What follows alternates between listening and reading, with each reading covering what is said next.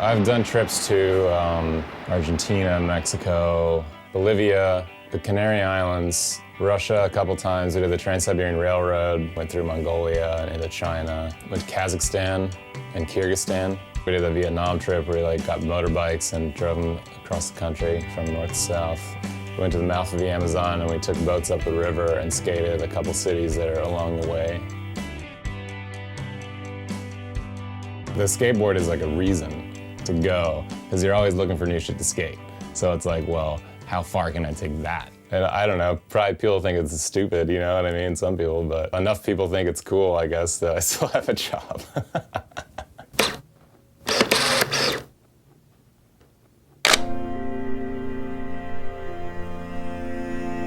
You know what started it, really? We went to Hong Kong, and I think I might have been to Mexico with my parents before that or something, but it just kind of blew me away. You know, like, is it even possible to skate some of these places? There's a kind of this balancing act where you have to like figure out, all right, where is like the gnarliest culturally different place that I can go to that also is good enough ground, architecture, whatever, to be able to skate. It's just the environment. It's somewhere that has like texture in the background. It's somewhere that's different that you haven't seen before. You know, that's what it's all about.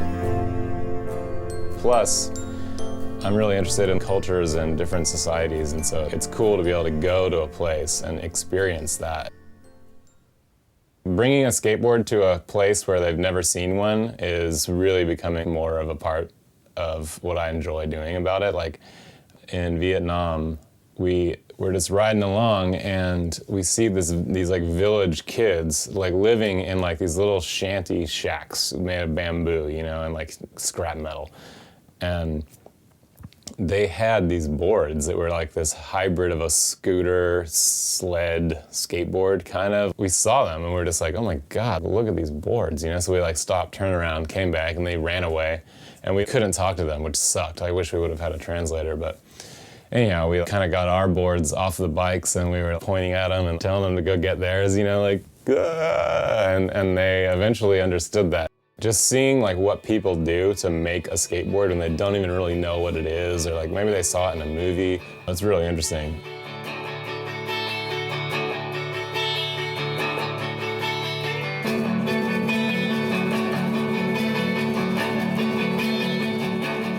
No editor's gonna come to you and be like, why don't you go to, you know, Eastern Russia or something like that. Like, it's not gonna happen. So you have to you gotta be the facilitator, you have to be the producer, you have to pull everyone together, you have to set it up. It's a lot of work, you know, but when you do align the planets and make things happen, you really like feel like you've accomplished something great, even if it's just like another page in the magazine.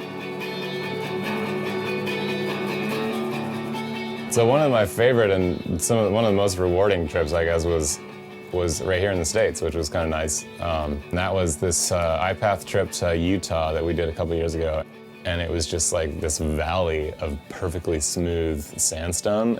Basically, I was like, look, I have this location. I think we could at least get like 5 photos, which would be like a short article. And so we went and ended up getting like 25 photos.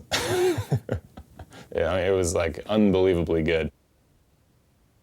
We actually came out with a cover, which was really awesome, and no one expected that really, but it was Jaws kickflipping off this rock into this bank. I just showed it to him, and he kind of like started like rolling at it, he ollied into it, and we were there at this time of year where like in the afternoons, like these like wind storms and sometimes rain would just come like kind of channeling down this like zone that we were in.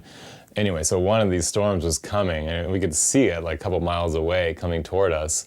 But you know how like when you're shooting, it's like if a dude's trying a trick and he's psyched, like you don't stop him. So he's like trying, this wind is picking up, he's trying to kickflip, like it's getting hectic, there's dust blowing everywhere. We like just grabbed the stuff and we just ran. We were literally like huddled under this cliff face in this wedge, kind of like a cave, covered in like dirt and just soaking wet, and we just sat there. And then finally the thing passed. And then we were like, shit, how are we gonna get out of here, you know? We were going maybe like 1 or 2 miles an hour in the van, as slow as you could drive it. And we were literally like going like this all over the road. And like on each side was like a 6-foot gully. And so we like walked it for like 2.5 miles in the dark, in the mud, all the way to the main road. So after dealing with like the storm and everything, Jaws had to come back and get the kickflip.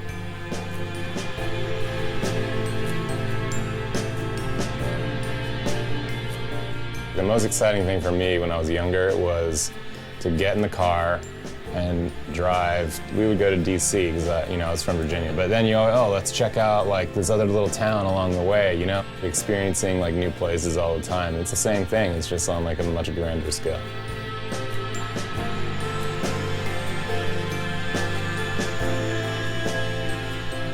It's just an expansion of the high school road trip. You know, like you got your driver's license and you're heading out into the unknown. The only place I've ever been that was literally like almost nothing to skate was in Morocco, but it still worked out. But I think the opening spread was actually this photo from New Jersey.